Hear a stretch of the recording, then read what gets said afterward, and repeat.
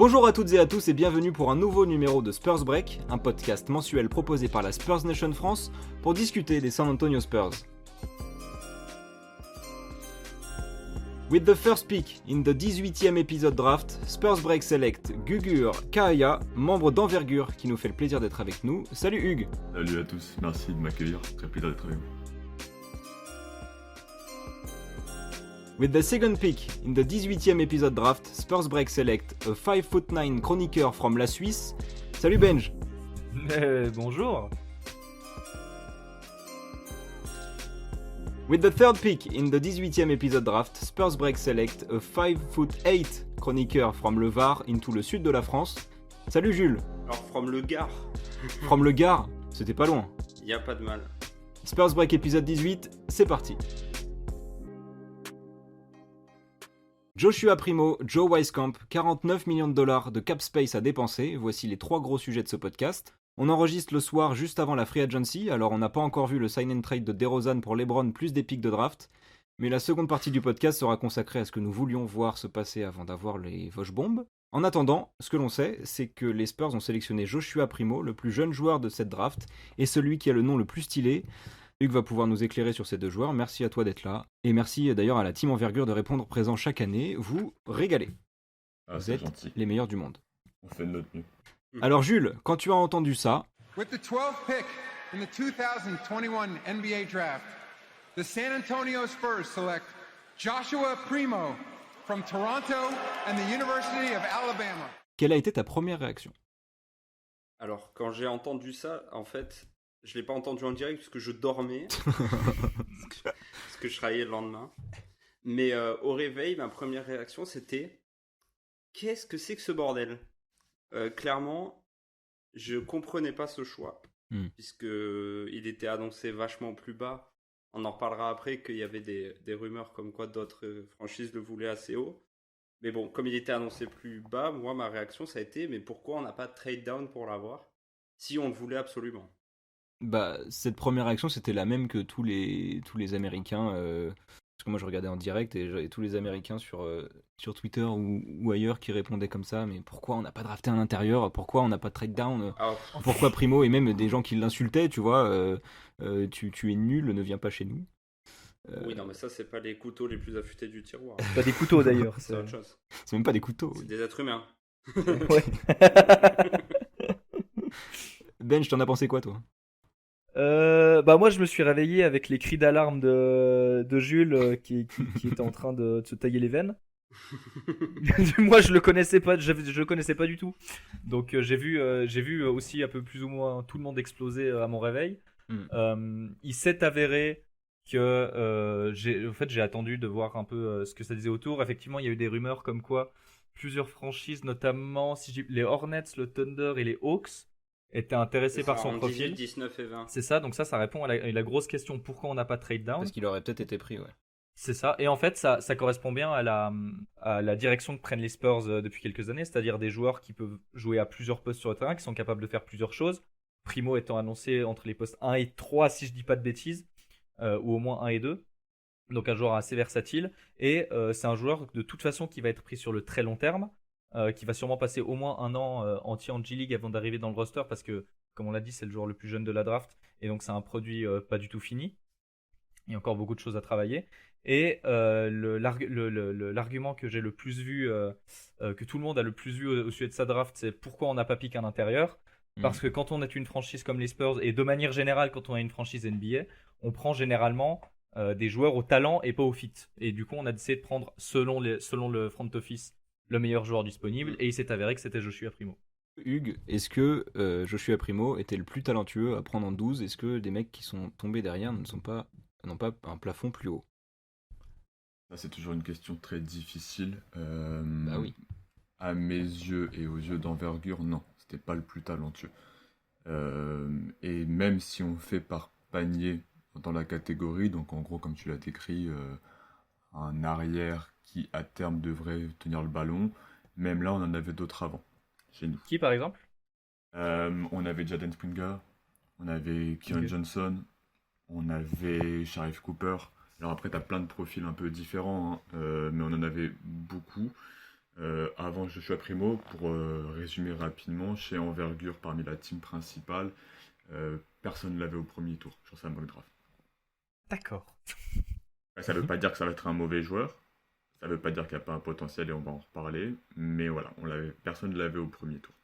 Mais il y avait pas mal de gens qui attendaient à ce qu'il. Enfin, pas mal de gens. Il y avait eu une idée comme quoi il pourrait rester encore une année en NCAA pour être un lottery pick 2022. Alors en fait, c'est ça surtout qui a été surprenant, c'est que lui, comme d'autres, comme JT Sor ou d'autres comme ça, on s'attendait pas à ce qu'il se déclare pour la draft. C'était la 5e, 6e option de son équipe, il a été titulaire, puis remplaçant, et il n'a pas fait la titularisation en March Madness. Donc on le voyait pas du tout y aller, on était très surpris. Et voilà, le garçon est très sûr de lui, et la preuve est, il a reçu une sélection en loterie, donc bien joué à lui. Donc l'idée pour les Spurs aussi, c'est de ne pas se faire couper l'herbe sous les pieds en se disant que c'est un pic de 2022 et de se le faire piquer parce qu'au final, il deviendrait trop fort. Parce que l'idée, c'est que les Spurs ont vu quelque chose d'intéressant chez lui et qu'ils ont envie de développer. Sinon, ils l'auraient pas pris si haut. Et puis vous êtes coutumier du fait là-dessus. Hein. Rien que l'an dernier, vous êtes des créateurs de hype, moi j'appelle ça. Parce que très souvent, quand les Spurs observent des mecs qui sont pas dans les mocks, etc., dans les grosses mocks, et que ça apparaît publiquement, d'un coup les mocks elles changent et ces mecs montent très très vite. L'an dernier, il y avait Patrick Williams, vous l'avez vu tout de suite, il a été annoncé top 10, il a fini 4e aux Bulls. Donc je pense qu'il y a eu un petit traumatisme côté Spurs qui fait que bah voilà, ils ont voulu se jeter dessus très tôt et qu'ils n'ont pas trade down pour ça. Alors après, lui, il avait workout avec la moitié des équipes. Donc je pense que les Spurs ne savaient pas exactement où ils pouvaient partir, mais qu'il y a eu un peu de peur de côté de San Antonio. Ok. Est-ce que tu peux nous dire qu'est-ce qui fait qu'on se jette sur Joshua Primo? Qu'est-ce qui peut être intéressant chez lui au point de faire tout ça? Joshua Primo, en théorie, il remplit toutes les cases d'un bon prospect NBA actuel. Pourquoi est-ce que tu choisis un mec si tôt dans la draft? C'est-à-dire que c'est un mec qui va être très jeune. Comme tu l'as dit, il y a un des prospects les plus jeunes, voire le plus jeune de sa QV. Jalen Springer, je suis plus sûr. Ça va être un mec qui peut jouer sur plusieurs postes. 1, 2, petit 3, qui peut défendre sur plusieurs postes, qui au plancher est un joueur qui devrait être intéressant dans une rotation, même s'il ne développe pas son potentiel parce qu'il défend et qu'il met des 3 points. C'est un joueur qui a un tir extérieur. C'est un joueur qui a été développé dans un système universitaire très solide. On parle d'une équipe, d'une grosse conférence, donc lui il a joué en SEC. Et pour un coach qui base son jeu sur du jeu NBA. Il y a du tir près du panier, du 3 points. Le mid-range est interdit. Donc voilà, c'est un prospect qui a déjà connu quelques règles NBA. C'est à peu près l'ensemble des choses qui font que tu as un talent qui pourrait être loterie. Il y a une question de Robin Ducatel sur Twitter. Josh Primo, c'est lui notre Kawhi 2.0? Non. Non. Non, en fait. Non, clairement pas. Bah après, je vais peut-être vous laisser parler parce que je parle beaucoup depuis tout à l'heure. Non, vas-y. Fais-toi plaisir, mec. Tous les ans, vous faites la même draft. Moi, le poste, je m'en fiche. Que ce soit un arrière, que ce soit un ailier fort, peu m'importe. Mais le problème, c'est que tous vos joueurs, ils ont le même défaut. C'est qu'on les draft en se disant que s'ils développent le handle, ce seront des All-Stars. Et aucun d'entre eux développe le handle, en fait. Parce que c'est pas facile à développer. On a cette idée que le handle, c'est comme le tir, tu peux l'acquérir. Et non, c'est pas quelque chose qui te vient avec du travail. Il y a quand même un sens inné de base. Et Joshua Primo, comme les mecs des années précédentes, Devin Vassell, Keldon Johnson, etc., n'ont pas ce handle-là. Et du coup, j'ai beaucoup de mal à voir un développement de handler star comme Kawhi a pu l'être avant lui. Benj, tu penses quoi du handle de Keldon Johnson? Le handle de Keldon Johnson? Ouais. Non, mais Keldon Johnson court tout droit, hein. Il a pas de handle. Keldon Johnson court tout droit au milieu de 4 personnes. Il bouge tout sur son chemin, putain. C'est ça. Non, Keldon Johnson n'a pas un handle de fou, hein. On l'a vu, il peut pas jouer sur pick and roll. On sent qu'il est pas extrêmement à l'aise balle en main. Comparé à des mecs comme Dejounte Murray, par exemple, où on voit bien la différence entre les deux. C'est pas le même poste, évidemment, pas les mêmes responsabilités, mais on voit la différence de qualité balle en main. Keldon Johnson n'est pas fait pour jouer balle en main pour le moment. Alors moi j'ai vu un truc sur Joshua Primo, mais je sais pas si c'est vrai. Mais j'ai lu qu'il aurait des plus grandes mains que Kai Jones. Je crois qu'il y a maintenant de ouf. Hein. Ça, Je crois qu'il a des grosses mains. c'est très possible. D'ailleurs, c'est devenu un critère. Alors là, je l'ai pas à l'info, hein. J'ai pas fait je l'ai pas. Je suis désolé. Ouais. Alors moi j'ai vu c'est pas grave. des photos où notamment avec Joe Wieskamp, l'autre rookie, c'est vrai que c'est assez impressionnant. Il a vraiment des palmes à la Kawhi. Et il y a d'ailleurs des mecs aux States qui disent qu'il faut l'appeler The Claw, tu vois. Ouais, j'ai vu la blague. Voilà, la blague, ouais. Ce surnom est déjà pris. Ah, mais c'est vrai que c'est un critère qui est de plus en plus mis en avant, la taille des mains. Les Américains adorent ça, savoir la taille de tes mains. Mais ça aide pour le Mais handle. pourquoi? Ouais, pourquoi en fait? Pour shooter, pour le handle, pour justement le strip, la balle, etc. C'est Tout pour ce qui est c'est vraiment contrôle du ballon, pratique. quoi. Ouais, c'est ça. Je Donc, sais pas si vous avez vu Kawhi, si vous remarquez Kawhi quand il dribble, il retient souvent la balle à une main. Bah oui, il fait Quelque des chose câlins que- à la balle tout le C'est temps, ça, machin. c'est ça. Et c'est très pratique et ses mains permettent de faire ça. Bon, on dirait qu'il dribble avec une pomme, quoi. Donc après, Voilà, C'est exactement. vrai. c'est un peu Tel, un cas tel exceptionnel. Boban Marjanovic. Un peu. Sauf Qui est qu'il free dribble agent pas. d'ailleurs. On parlera de la free agency dans la deuxième partie de l'émission. Si on veut récupérer Bobby. Grave. Oh là là. Une question de Meistermat que je voulais prendre. Des insiders parlent de la possibilité de voir Primo contribuer dès cette année grâce à sa qualité de shoot qui manque sur nos arrière-meneurs. Oula. Il y a d'ailleurs une question d'Austin Spurs France qu'on salue, qui a déjà fait un podcast avec nous, qui nous demande si Joshua jouera à Austin en G-League ou à San Antonio cette saison. Eh ben, ça tombe bien, je vais répondre aux deux en même temps. Bah oui. Il jouera en G-League et donc il ne contribuera pas cette année. Parce que c'est un projet long terme et que il y a un peu du monde devant lui si on fait pas de trade en fait. Donc non, je pense pas qu'il joue cette année, même s'il a un bon shoot. Faut qu'il puisse développer d'autres parties de son Ouais, jeu. voilà. Il vaut mieux qu'il joue 30 minutes par match en G-League que 5 minutes par match en NBA. Hmm. Mais s'il joue en Son NBA, développement, il c'est sera pas plus dans la intéressant. rotation, même s'il reste à San Antonio. Il y a difficilement la Non, mais place. voilà, c'est ça, c'est que dans l'idée de il pourrait contribuer, je ne pense pas qu'il puisse jouer et entrer dans la rotation cette année. Sauf si vraiment au training camp il fait des merveilles et que ce qui peut arriver, hein, mais j'en doute. En plus, le niveau de la G-League, Hugues, je sais pas si vous suivez à fond la G-League sur Envergure, j'imagine que oui. ouais, plus Mais chaud le niveau de la maintenant. G-League augmente ces dernières années, non? Ouais, bah maintenant en plus il y a Ignite, donc on est obligé de se faire les matchs de G-League. Bah oui, voilà. Après il y a des, puis même par question d'attachement, il y a des gars, on s'accroche à croire en eux et du coup on les voit s'épuiser en G-League. Mais c'est une bonne chose pour un mec comme Primo la G-League, parce qu'il va pouvoir justement jouer 30 minutes par match, comme tu disais, il va pouvoir faire pick and roll, pick and roll, pick and pop et justement travailler sa compréhension du jeu et parce que pour l'instant c'est un mec qui a d'excellents instincts. Vraiment, quand il doit faire une décision très rapidement, il le fait, mais qui, dans le côté un peu académique, de jouer son pick and roll, son pick and pop, va beaucoup trop réfléchir et va pas être naturel. Donc la G-League, ça va être parfait pour lui. Il va Énorme. avoir 30 minutes de jeu avec Samanic à faire scorer en pick and roll, ça va être. Non, sympa. Samanic ne doit pas mettre un pied en G-League, ça suffit. C'est soit il joue au basket, soit il change de sport. Enfin, arrêtez-vous. Vu sa longueur, il peut se mettre au volet, hein, peut-être. Est-ce que Joshua Primo peut être un nouveau Lucas Samanic en termes de. Enfin, on va pas le voir pendant Espoir et 3 de ans. désillusion. Ouais. On va pas, tu vois, une petite désillusion, on va pas le voir pendant 3 ans, on va galérer à essayer de comprendre s'il peut jouer au basket, tu vois. Bah. Enfin, sur YouTube, la dernière fois, sur le dernier épisode, on nous a un peu reproché d'être un peu sévère avec Samanic. Ah bon Mais est-ce que Primo peut devenir un Lucas Samanic?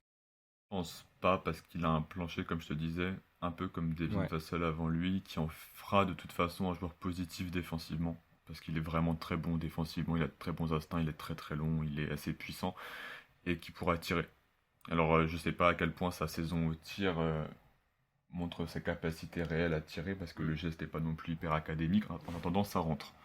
Donc au minimum, Ouais. tu auras un Souyendi correct de rotation.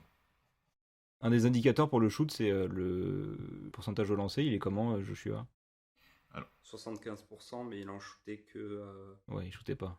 1,5, je crois. Il fait 1,98 Primo. Est-ce que des joueurs de 18 ans, ils grandissent encore? Pas souvent. Ça peut arriver, pas souvent. Normalement, on a un Ouais. produit un peu fini sur la taille. On va avoir une musculature, par contre, qui va se développer. Et tout ce qui est les attributs physiques et athlétiques, tout ce qui est vitesse latérale, vitesse axe panier-panier, verticalité, c'est assez figé à cet âge-là. Ok. Alright. Donc, qu'est-ce que vous pensez en général de ce pic alors, au final? Parce qu'on a votre première réaction, mais avec le recul, là, vous en pensez quoi? Alors, honnêtement, plus le temps passe et plus je suis hypé en fait par Primo. Je sais pas pourquoi, mais j'ai un truc de. En fait, je vois le potentiel qu'il a. Encore une fois, ça va venir au handle, hein, ce sera là que sera son plus gros travail. Et ben, je sais pas, je me mets à avoir beaucoup d'espoir en lui en tout cas. Donc j'espère ne pas être déçu, mais Moi, j'ai un peu ce même syndrome, où plus le temps passe, plus je suis hypé, je me dis qu'il y a vraiment moyen de faire quelque chose. Mais dans l'absolu, je ne le connais pas. Donc vraiment, on va peut-être mater quelques matchs de G-League cette année Ouais. ouais. pour se faire une première idée finalement. Allons, il faut s'abonner à Austin Sports France qui va nous faire, vous inquiétez pas, des petits bilans après chaque match en G-League des performances de Joshua Primo et Lucas Samanic qui va passer son année en G-League encore une fois. On va peut-être avoir besoin d'intérieur, on en reparlera tout à l'heure, mais Ouais. je pense qu'à un moment, Tu il va crois falloir le rappeler, quoi, parce que Eh maman, vous. j'en ai plein le cul de Drew Eubanks. C'est ça que... C'est ça que je sous-entends. Hugues, c'est quoi le bilan de notre draft? Après, on va parler de Joe Weiskamp, mais d'abord du choix de Joshua Primo. Alors pour Joshua Primo, je vais essayer de rester positif. En fait, j'y Ça crois. commence bien. Ouais, non, j'y Je vais, crois je pas. vais essayer de pas trop pleurer. J'y crois pas pour une raison, c'est que j'ai l'impression que vous l'avez drafté pour en faire un ball handler. Et ça me gêne. Je Ouais. le trouve, au-delà du handle qui est trop faible, je le trouve trop lent. Je le trouve pas assez vertical. Dans l'axe panier, hein, je le trouve pas enfin, il monte pas assez haut pour moi, il est pas assez agressif. Donc voilà, j'aime pas cette idée d'en vouloir en faire un porteur de balle.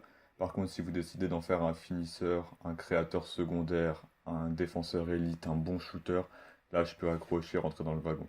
Mais il va falloir être très clair avec lui rapidement. Genre, qu'est-ce que c'est son développement? Parce qu'un mec si jeune que c'est, il va avoir besoin d'un cadre et qu'on lui dise, ok, tu vas devenir ça.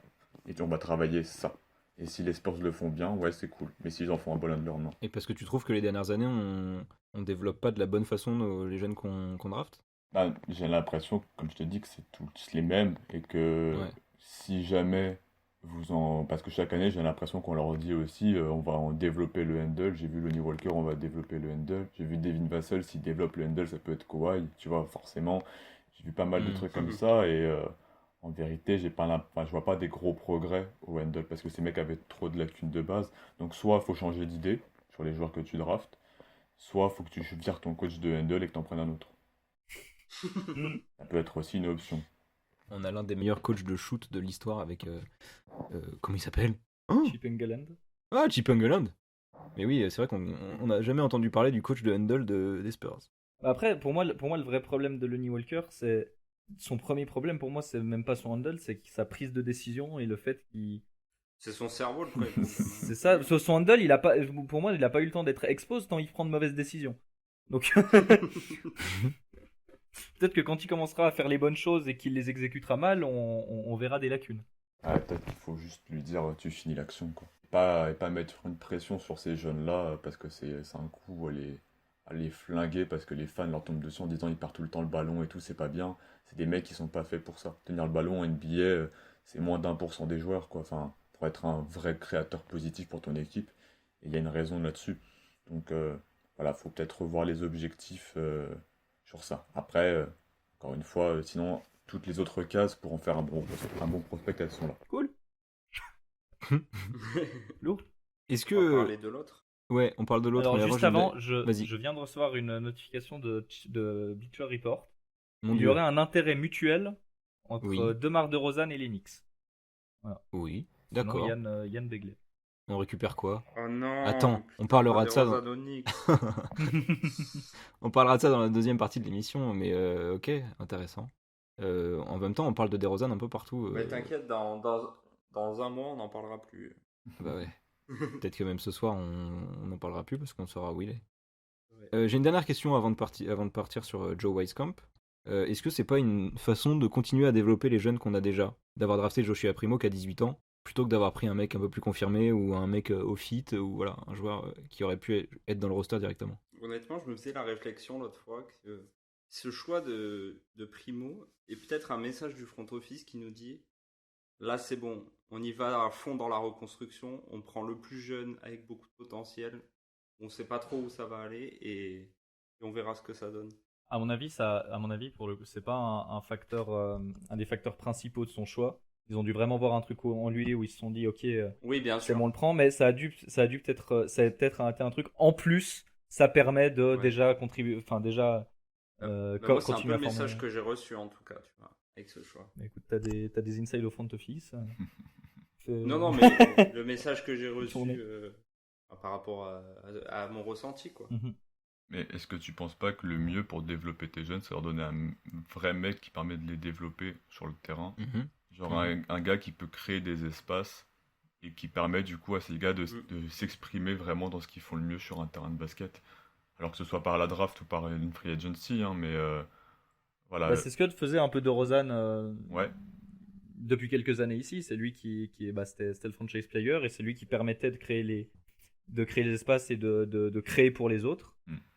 Via des trucs très simples. C'est DeRozan, hein, c'est pas Chris Paul, mais avec juste des décalages ou des kick-out. Enfin, c'est DeRozan qui s'occupait de ça en fait depuis 2 ans. Et c'est pour ça quand beaucoup de lui crachaient dessus et que tout le monde disait oui, il faut dégager DeRozan, il faut laisser la place aux jeunes. Mais si tu laisses 5 gamins qui ont aucune expérience et aucune expérience là-dedans gérer une équipe de basket, ça va juste être tragique. Donc toi, tu crois pas en la saison des Cavs? Ils ont Ricky Rubio, ils ont Ricky Ah, et Rubio, c'est pour ça qu'ils ont pris Ricky. Bah ouais, Ah, ça tient Bah debout, oui. ça tient debout. bah oui, Non, Ricky en Bah plus, oui. c'est un bon choix pour ça. bah oui, carrément. Bah oui. En fait, bravo les Cavs. Mais en fait, ouais, bienvenue dans Cavs Break. Oui. Parlons maintenant de Joe Wieskamp, c'est le deuxième joueur qu'on a drafté. Hugues, qui est-il? Moi, j'ai aucune idée de qui est Joe Wieskamp, à part ce que j'ai vu, bien sûr, après la draft. Mais qui est-il? alors Weiskamp, c'est le shooter d'Iowa, qui est une équipe Ouais. majeure du coup de la Big Ten, donc encore une des grosses conférences dans le sport universitaire. C'était la doublette de Lucas Garza, le pivot énorme qui a tout défoncé en NCAA. Donc lui, c'est celui qui récupérait du coup les ballons quand il y avait des prises à deux et qui sanctionnait à 3 points. C'est un vrai gros shooter de très gros volume. Ouais, bah sa dernière saison à Iowa, c'est genre, c'est quoi, c'est pas 46% à 3 points en prenant 5 par match? Ouais, c'est ça. C'est Et 90% catch and shoot. c'est de la, c'est de la, enfin, moi, ça me paraît monstrueux comme stat. Je sais pas si en NCAA c'est plus commun, mais 46% en prenant 5 par match, c'est peu commun. Non, c'est très fort, hein. Surtout qu'il les prenait à des ranges NBA. Il les prenait dans différentes situations, alors que du catch and shoot, mais soit après une prise à deux parce que Lucas Garza était forcément doublé, donc il était là, il attendait, il tirait, soit derrière un écran où il va basculer et il va prendre un 3 points. Moi, il me rappelle pas mal ce que faisait Duncan Robinson déjà à l'étape d'avant, et c'est là-dessus qu'il faut le développer. Après, par contre, il y a quand même quand même des saisons avant où il a fait un peu des pourcentages un peu plus bas. Par exemple, l'an dernier, il est qu'à 35%. Alors toujours sur un très gros volume, mais 35% pour l'an dernier. Mhm. Défensivement, il vaut quoi, clairement? Un joueur intelligent. Alors souvent, c'est pas un compliment quand on dit ça en premier, mais si, c'est un vrai joueur On aime intelligent. bien, on aime bien. Il est gentil, il est gentil. Il est Ouais, gentil. Il a son charme, il a son charme. Mais latéralement, c'est pas fou. Par contre, il oriente bien. Il est assez puissant sur le bas du corps pour tenir des 3, pas trop rapides, et des 4, pas non plus trop gros. C'est un gars que tu vas mettre en rotation et qui devrait avoir un impact pas nul. Parce que si tu as un système défensif où comment dire, où tu sais l'utiliser, et que tu lui dis vas-y oriente sur ton switch, etc., il pourrait avoir un impact négatif pas trop mauvais. Oui. Ok. En fait, c'est pas un 3&D, quoi, c'est un 3. Et puis la défense, on essaye de voir ce qu'on peut faire. C'est ça, c'est un bon défenseur universitaire. Donc il y a plein de mecs qui sont des bons défenseurs universitaires et qui le transposent derrière parce qu'ils ont du QI et que le système fait qu'on les utilise comme ça. Et je pense qu'au Spurs, ça va être le cas, donc qu'il sera un bon défenseur collectif. Et puis il y a des gars qui sont des bons défenseurs universitaires et puis ils sont dans un système où ça défend pas du tout, où c'est pas intelligent, etc. C'est débrouille-toi et ils sont explosés. Donc moi je pense que chez vous ça devrait aller. Mais alors, Bonne nouvelle alors. bonne nouvelle. Mais est-ce que du coup, parce qu'on a beaucoup vu que c'était un joueur qui serait NBA ready, est-ce qu'il peut apporter dans une équipe NBA dès sa première saison? Ouais, sur un petit temps de jeu, oui. Il y a toujours une adaptation qui est compliquée, athlétiquement parlant, même le rythme de vie, le rythme des matchs, hein, parce qu'en NCAA, on joue une fois par semaine, 2 fois par semaine maximum. Donc voilà, mais par contre, il va pouvoir très vite apporter. Il a fait 3 ans de fac, il a quand même un bon gros gabarit physique, il faut juste le rendre plus musculeux. Donc rien que tu le mets dans un corner, tu le fais un peu dans des floppies, etc., tourner et prendre des tirs, et ça peut apporter. Est-ce qu'il n'y a pas déjà Devin Vassell chez les Spurs qui a ce rôle-là? Je compare pas les deux parce que c'est pas tout à fait les mêmes joueurs, mais est-ce qu'il n'y a pas déjà Devin Vassell qui fait ça? Ouais, si. Il y a Devin Vassell qui fait ça devant. Est-ce que tu vas. Après, tu peux très bien faire jouer Vassell 3-4. Viscamp en 3 sur 10 minutes aussi. Il a une bonne envergure de 110 cm. Donc peut-être que tu peux l'utiliser en petit 4 dans un small ball. Je pense que c'est pas déconnant de les voir ensemble sur un terrain de basket. Ou un en relais de l'autre. Alright. C'est intéressant d'avoir des shooters un peu aux Spurs, quoi. Enfin, Ouais. pas se mentir. Ah bah Ouais, ça carrément. fait plaisir. Bah, en vrai, je pense que les deux vont commencer, autant Primo que Viscamp vont commencer en G-League. Ça me paraît un peu évident. Mais c'est pas impossible que Viscamp fasse plusieurs voyages entre San Antonio et Austin. Voire peut-être quand sur la fin de saison il s'installe dans l'équipe, voire dans la rotation. Avant Primo, en tout cas, ça me paraît plus évident. Qu'il est beaucoup plus âgé, plus d'expérience. Je dirais peut-être plutôt en début de saison, c'est souvent ça qu'on fait chez les Spurs. Tu vois des mecs en début de saison que tu vois plus après. Tu vois. De toute façon, il viendra Je sais s'il y a pas. des blessures. Ouais, bien sûr. Mais je sais pas, je les attends à commencer ensemble, à partir ensemble en G-League. Ouais, je pense Et aussi. à faire si Viscamp fait des allers-retours ou quoi. À voir. Est-ce que c'est utile de l'envoyer en G-League, sachant qu'il a déjà fait 3 ans de fac enfin, en fait, est-ce qu'il y a quelque chose à en tirer de l'envoyer en G-League pour son potentiel? Bah, comme Hugues a dit, pour déjà se faire au rythme des matchs, parce que la G-League, ils ont un rythme un peu. Ils ont un rythme NBA aussi. Si je dis pas. Putain, du coup, j'ai un doute. Oui, C'est ils le jouent cas, plus hein. Ils souvent. jouent tous les 2-3 jours. Ouais, c'est Ouais, ça. ouais, ils jouent plus souvent 2 à 3 fois par Euh, semaine. Voilà, donc ça se permet de se remettre au rythme NBA, au rythme NBA des matchs, au rythme NBA du jeu aussi. Pouvoir se mettre, vu que c'est comme disait Hugues aussi, un bon défenseur universitaire qui puisse jauger déjà, parce que le G-League, du coup, vu que le style de jeu ressemble plus à la NBA, ça permet aussi de jauger à ce niveau-là. Je pense que au moins pour s'adapter, commencer la G-League et vu qu'on a un profil similaire avec Devin Vassell déjà dans l'équipe, c'est pas un joueur.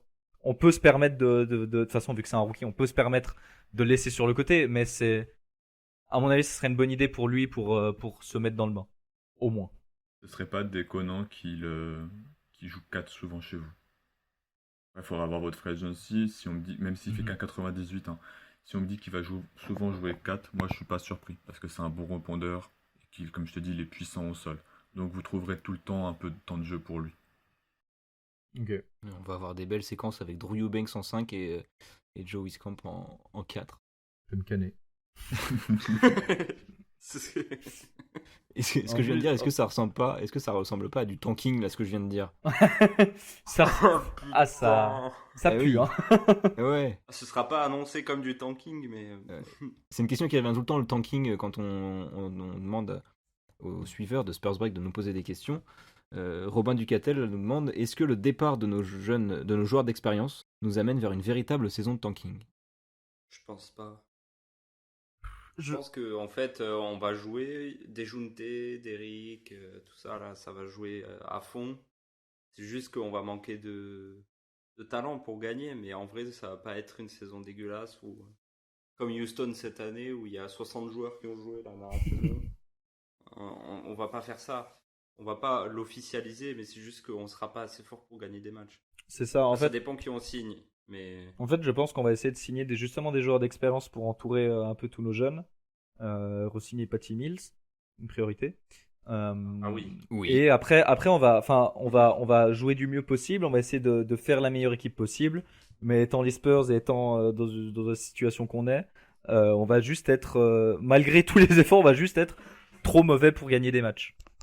Mais si on arrive à foutre quelques joueurs d'expérience, quelques joueurs qui connaissent le jeu, pour un peu entourer justement les jeunes, surtout avec le départ possible de DeRozan,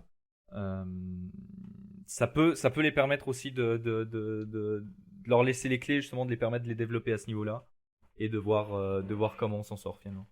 Mais le tanking, c'est vraiment sévère en vrai, parce qu'avec la nouvelle formule en plus, là, il faut vraiment être dans les pires équipes d'NBA, vraiment. Non, mais Il on faut- ne tentera faut jamais vraiment- de tanker, on est les Mais Spurs, tu vois, de toute c'est façon. bah oui, en plus, mais c'est pour ça, c'est pas la culture, et puis puis il faut vraiment le vouloir pour tanker, il faut vraiment faire exprès de perdre plein de matchs, et puis en plus, Puis je suis pas sûr que ce soit la tu meilleure formes pas tes- stratégie. Tu formes pas tes Voilà. jeunes en gagnant 10 matchs par année. Enfin, Bah bien sûr que oui, c'est pas la meilleure stratégie pour former Lonnie Walker et tous les joueurs qui restent à former en jouant mal, quoi. On est une garderie. Puis est-ce qu'il y a besoin de rappeler le nom de notre coach ou pas? Oui. Je suis pas sûr que lui, On sait toujours- on sait pas s'il s'il- ces dernières années. Hein. On sait pas s'il reste. Hein. Bon, Ouais. si. Sachant qu'il n'y a eu aucune info pour le moment, je pense que c'est oui, mais on n'a pas d'info officielle. Bah, c'est soit lui, soit Becky Hammond, quoi. Même à la draft, il n'y a pas eu de réponse à ce Ah niveau-là, donc à voir. Moi, je pense qu'il y a même pas. Enfin, il y a. Moi, je Là, le pense début qu'il de saison, c'est Popovic et puis c'est tout. Hein. Ça joue, mais on n'a pas, sachant que les dernières années, on a toujours eu des réponses de En Popovic. septembre. Déjà. On verra. Bon, messieurs, puisqu'on va pas tanker, il va falloir qu'on recrute des joueurs. On a 49 millions de dollars à donner en contrat, laissés vides par les départs d'Aldridge, l'énorme contrat d'Aldridge, et pour l'instant le contrat de DeRozan Et de Rudy Gay. et de Rudy Gay, qui était 16 millions, un truc comme ça. Ouais, 16 millions Rudy Gay. Voilà. Et puis aussi Patty Je vais Mills. te retrouver, Brian White. Je vais te retrouver. Patty Mills, qui pour l'instant n'est pas sous contrat, même s'il faut le re-signer, n'est-ce pas? Oui. Quelle est pour vous la free agency idéale? Alors, on va sur ce sujet de NBA en VOSTFR. Il nous demande, vous préférez plutôt une grosse star ou plusieurs bons role-players? Bah, enfin, pour moi, la réponse elle est évidente. Si on peut, on prend évidemment une grosse star parce que c'est des occasions qu'on a jamais, surtout en étant les Spurs. Et ça va nous permettre en plus de pouvoir former les joueurs autour. Enfin, prendre une star ou plus, enfin, prendre une star, c'est pour moi c'est évident. Après, on le fera pas. Donc, essayez de prendre plutôt plusieurs bons role-players pour essayer d'entourer cette équipe. Parce qu'il n'y a pas de star en fait. C'est qu'il y a Il y a personne. pas de star. C'est qu'il y a personne. Il y a Kawhi En Leonard. fait, la plus grosse star, il y a Kawhi, mais bon, Il y a Chris Paul. non. Chris Il y Paul. a Chris Paul, mais pareil, il viendra pas. Il au a Spurs. 45 ans. Et la seule personne qui reste après, c'est DeRozan. Donc, Il y a en Kyle fait- Lowry. Oui, mais DeRozan et Lowry, ils veulent une bague. Ah, je viens d'imaginer un monde où Ah on ouais. réunit Kyle Lowry et DeMar DeRozan aux Spurs. Eh ben, on en parlait. Ah ouais, on en parlait à Miami, mais ça sera pas chez nous. Ouais. Quoique, imaginez chez nous, DeRozan il décide de re-signer finalement et il appelle Laurie et puis finalement on fait un. Et finalement, on fait une équipe de poste 2. Ouais. Voilà. Non, mais c'est Si t'as envie de jouer avec Keldon Johnson en pivot, tu m'appelles. c'est peut-être la pire idée qu'on a jamais eue. Bon, quelle est la free agency idéale? John Collins. En vrai, ouais. Hein. En vrai, déjà, En vrai, John ouais. Collins. En vrai, ouais. On l'aura pas, hein, C'est- parce qu'on est les Spurs, Non. mais John Collins. Ou hein. Jarrett Allen.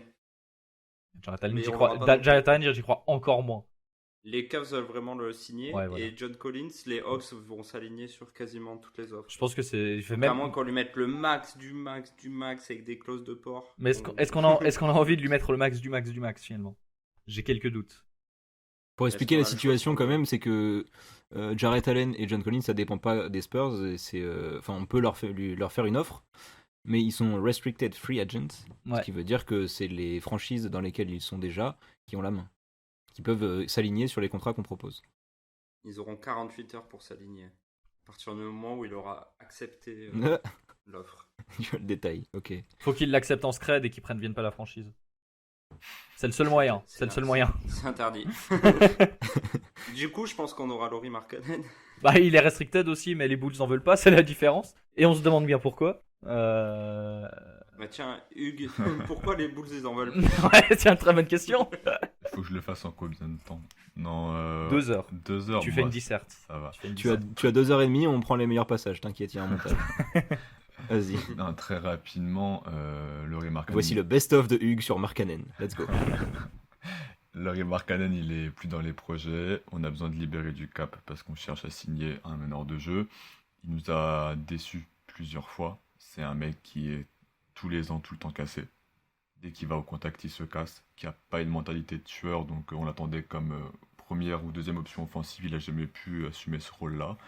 Et enfin, c'est un choix de l'ancien front office. On a changé de general manager. On a dit au revoir à Garpax pour signer Arturas Karničovas.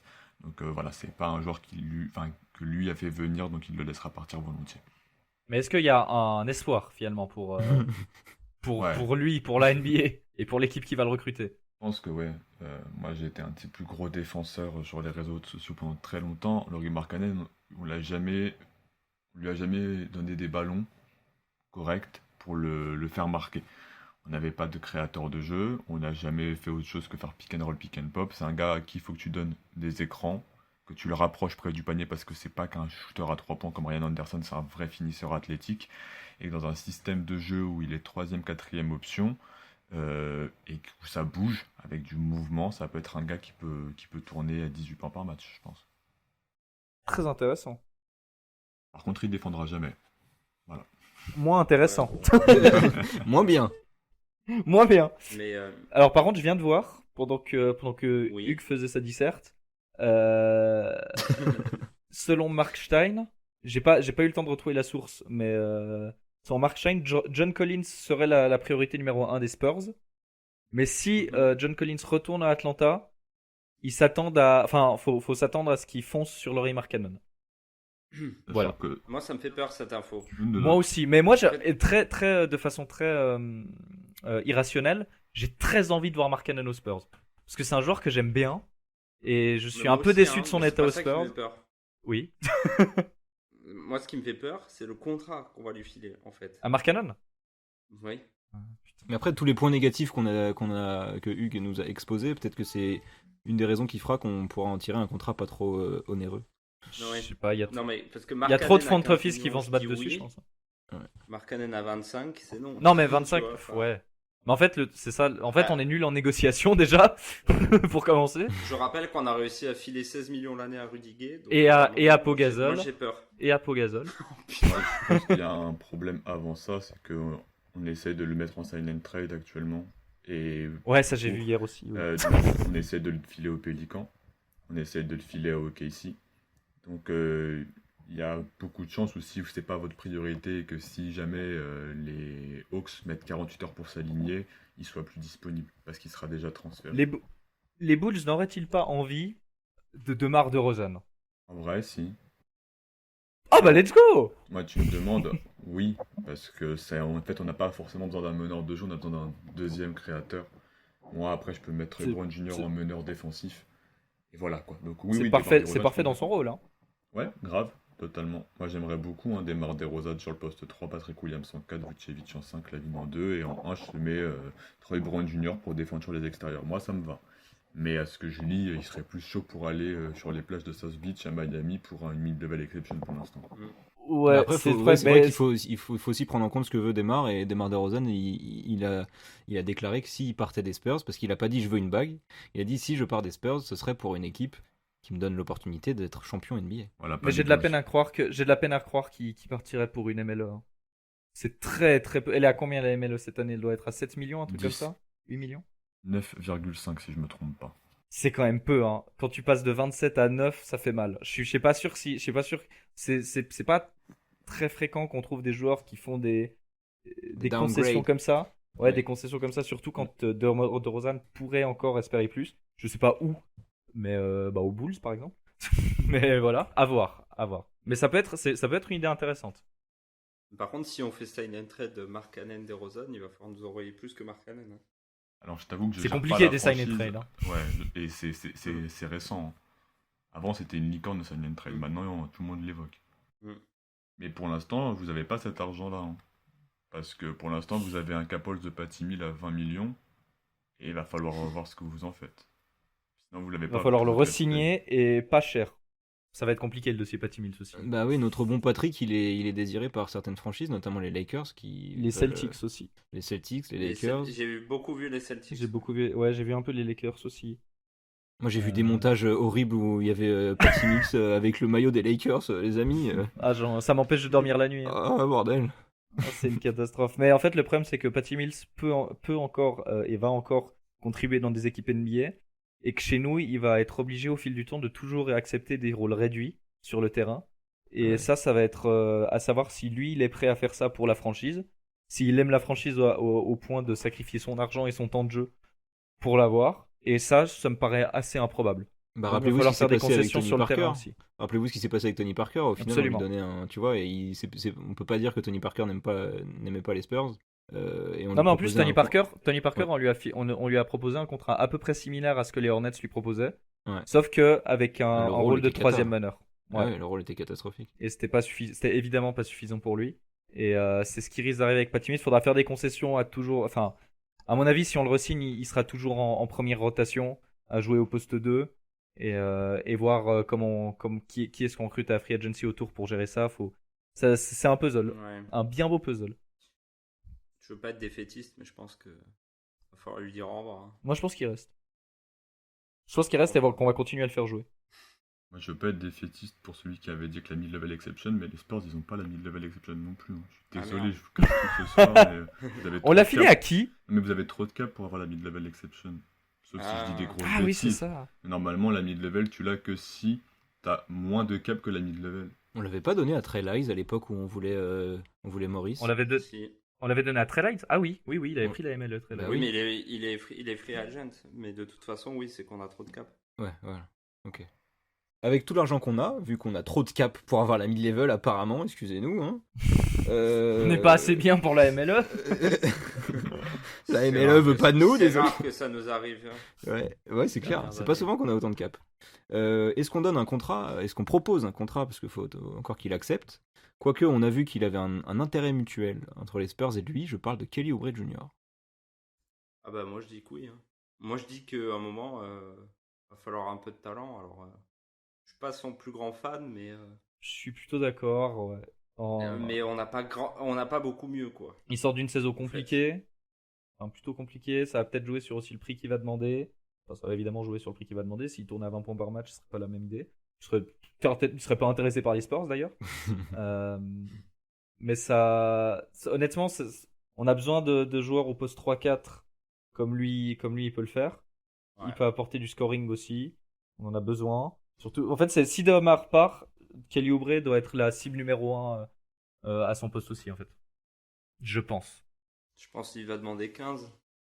15, ce serait bien. Mais en vrai, c'est impossible de faire des prévisions de draft Sur le prix, ouais. juste avant d'aller manger un lundi soir comme ça Non, sans mais- avoir étudié le truc. Mais On peut se dire que C'est une vu la cible saison intéressante. qu'il vient de faire, il va pas demander 25, quoi. Donc, bien Mais sûr. c'est ça en fait, c'est le cas avec Mark Cannon ou avec Kelly Oubre, c'est des joueurs qui ont pas une cote surdimensionnée. Et tu vois, on pourrait prendre le pari d'aller sur des gars comme ça. Oui, Mark Cannon, bon, Kelly Oubre, c'est un peu un moins gros pari que Mark Cannon parce qu'on Oui. sait plus ou moins ce qu'il va faire et où il va, Mm. même s'il est encore jeune. Mark Cannon, pour le coup, c'est vraiment un pari, c'est marche ou crève. Dépendant du contrat qu'il va demander, on va devoir sûrement le surpayer, sachant qu'on est les Spurs et qu'on est des incapables. Mais voilà, ça va être compliqué ça va être compliqué. Ça va se jouer à c'est des paris en fait. Et Bon, filez-nous Zach Collins et Daniel Tiles et on entame la saison, c'est bon, j'en ai rien. Zach Collins n'entame pas la saison. Hein. Zach Collins n'entame rien du tout. Zach Collins est décédé le Comment pauvre. ça Mais moi je l'aime beaucoup, hein. Mais quand il joue, ouais. plus Quand il que est le pas minimum, blessé. c'est compliqué. Oh, Et c'est quand même. encore un pari. Il a Ça fait 23 beaucoup de ans, paris. Hein. Ça Il a commence à faire 23 ans, beaucoup de paris pour un été. Non, mais Zach Collins, on s'en fout.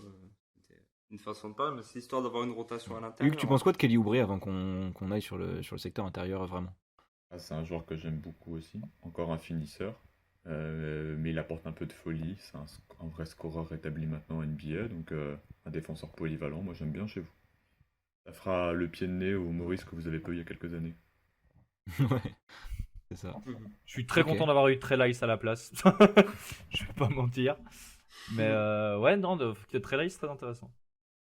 Trey Lyles, Kelly Non, Oubre. Kelly Oubre, Très Trey Lyles, très pas très intéressant, non? Trey Lyles, peu intéressant. Non.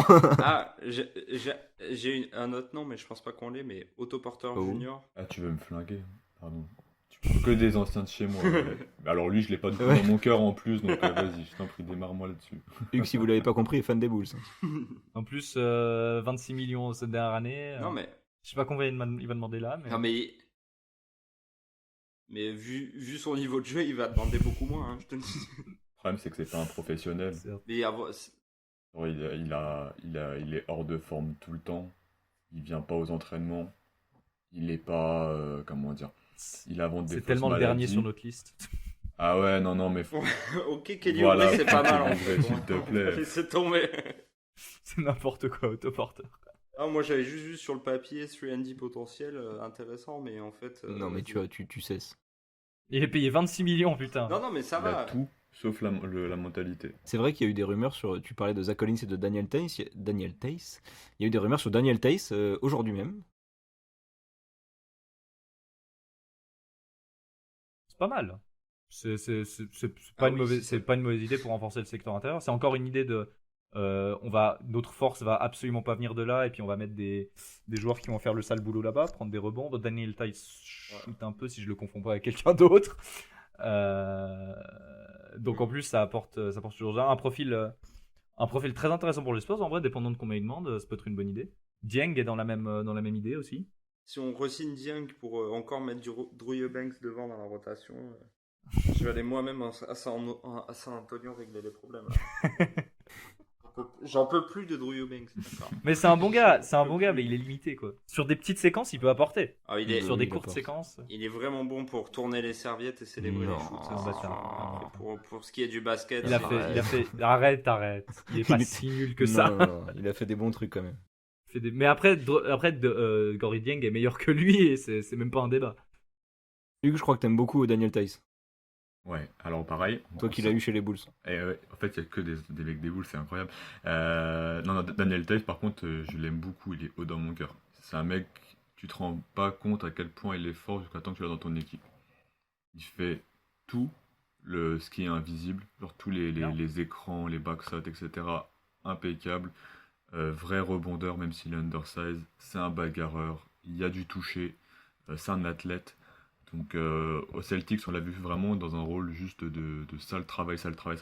Chez nous, il a eu plus de responsabilités en offense, il a été très très bon. Donc moi, j'aime beaucoup Daniel Tice. Et chez vous, ce serait vraiment très très bien. Bah écoute, bienvenue dans Bulls Break. Ex-Bulls. Et tout ce que tu dis Ex-Bulls là, Break. ça... Tout ce que tu dis là, ça plaît à Greg Popovich, Daniel Tice. Là. C'est le genre de joueur que Pop adore. Mhm. C'est clair. Moi, j'avoue que j'aimerais bien le garder avec les Birds, mais ça va être compliqué. Donc c'est un mec qui peut prétendre à quoi? Ça 10-13 millions la saison, à peu mal. près. Et ce serait vraiment une bonne pioche pour vous. Et je serais très content pour lui qu'il finisse chez vous. Oh mon dieu, qu'est-ce que j'imagine Twitter si on signe Daniel Tice à 13 millions. Ouais. Ça va péter les plombs. Ça va être incroyable. Tu vas avoir du taf. Bon, après discussion, messieurs, un par un, dites-nous qui on prend là. Est-ce qu'on fait Daniel Tice, Kelly Oubre, autoporteur Lauri Markkanen? Dites-nous. Salut le rouge, c'est le bleu. Ouais. Non mais là c'est. Allez, j'annonce André Drummond, Lauri Markkanen. Aïe, ouais, ok. Non, je rigole. Kelly Oubre et Daniel Tice, pour moi, c'est le mieux. Et éventuellement Markkanen s'il te reste assez, mais je pense. Je suis allé. Même c'est pas Kelly Oubre, John Collins ou Kelly Oubre, Jarrett Allen? Ah oui, bien sûr, mais moi je suis parti du principe que Collins et Que Allen, c'était pas possible, ouais. mort. Donc du coup, Oubre Tice, ce serait bien. Et on re-signe Patty Mills. Bah, si on laisse partir DeRozan, ça fait pas un peu short en termes de. Tu vois, Kelly Oubre, Lauri Markkanen, et puis c'est tout. Faut vraiment que nos jeunes soient bons, quoi. Oui, bah à un moment. J'ai de bons espoirs en déjounter la saison prochaine, j'avoue. Mhm. Vous m'entendrez pas souvent le dire, mais franchement, non, j'ai confiance en lui pour la suite et en Derrick White aussi. Ça n'a pas bougé depuis. S'il arrête de se blesser tous les 2 mois. Ouais, voilà. C'est qu'il arrête de jouer au baseball aussi. Putain. Ah oui, pour ceux qui n'ont pas la ref, tout cet été, là, on le voit sur tous les terrains de baseball des États-Unis. Ouais, il est aussi allé voir, envoyé des des home matchs runs. du San Antonio FC. Voilà, il tape des bons home runs alors qu'il a jamais joué au baseball de sa life. Le mec kiffe San Antonio. Mais ça fait trop plaisir. Hein. Ça, c'est la meilleure annonce qu'on pouvait avoir, c'est Derrick White adore San Antonio. C'est génial. Oui, est-ce qu'il pourrait s'entraîner au basket par contre? Je vois pas pourquoi. Il est déjà monstrueux. C'est déjà le meilleur joueur du monde.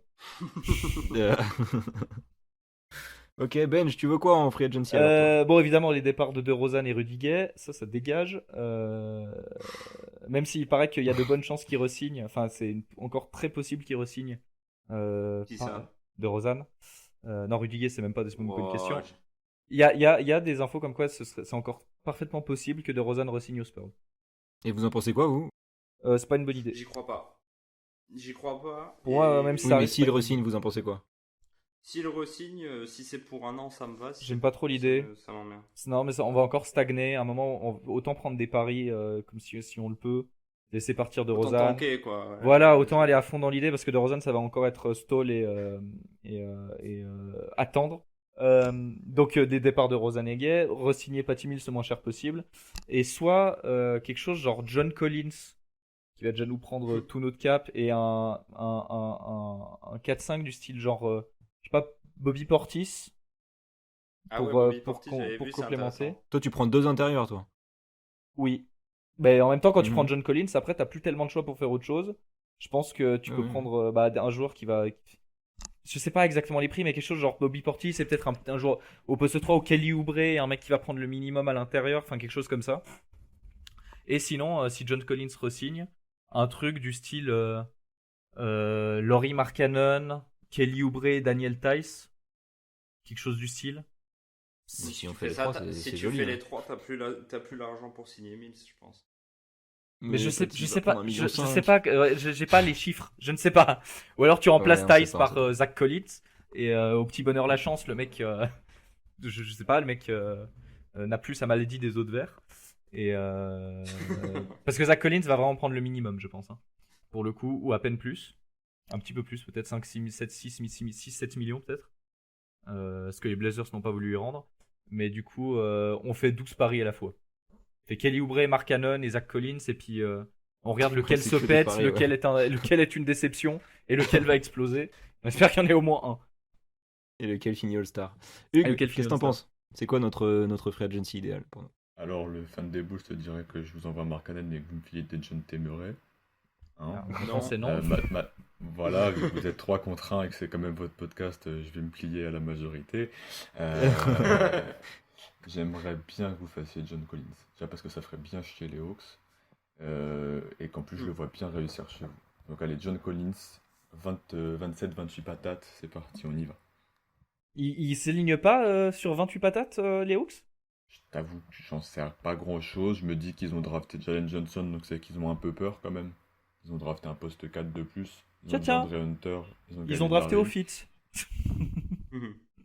Bah, en Bizarre. plus, pour le coup, c'est un bon choix, hein. Ils ont fait une très très belle draft. Mais Ouais. je vais pas vous faire Hawks break. Mais Bon, on les fait toutes, allez, c'est parti. Sauf Orlando. et donc il y a peut-être un NBA monde break. il y a peut-être un monde où John Collins ne reste pas chez les Hawks. Cool. Ok. Et du coup, si tu donnes 27, après, il nous reste 22. Après, il nous reste À qui masse tu donnes d'argent, hein, 22? s'il prend que 28 et que, personne, et que les Hawks Ouais. s'alignent pas. Bah ouais. Franchement, Du coup, tu signes Mills à 7 millions, et puis après, il nous reste 16 millions à donner, un truc. Bon, là, je suis nul en maths, mais. J'aimerais bien Nerlens Noel s'il vous reste de l'argent. Genre s'il vous reste 15-16 millions, c'est un Ah joueur oui. que j'aimerais C'est bien chez vous. intéressant. hein. c'est vrai. Pour l'instant, je le vois pas dans vos rumeurs. Après, Mais j'aimerais vous bien. qui écoutez le Spurs Break, vous avez toutes les réponses, peut-être, ou alors peut-être il ne se sera encore rien passé, parce que je pense que le podcast va sortir le 4 ou le 5. Donc vous aurez les réponses.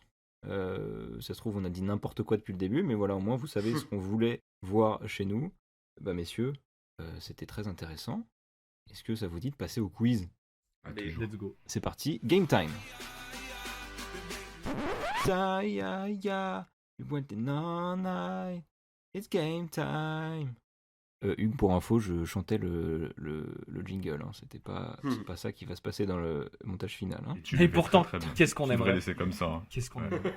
Ce serait tellement mieux, putain. Si tu pouvais le laisser cette fois. Messieurs, voici un qui suis-je. Je suis né le 23 juin 1987 à Sainte Catherine. C'est Hugues. Ah, je suis pas si vieux que ça.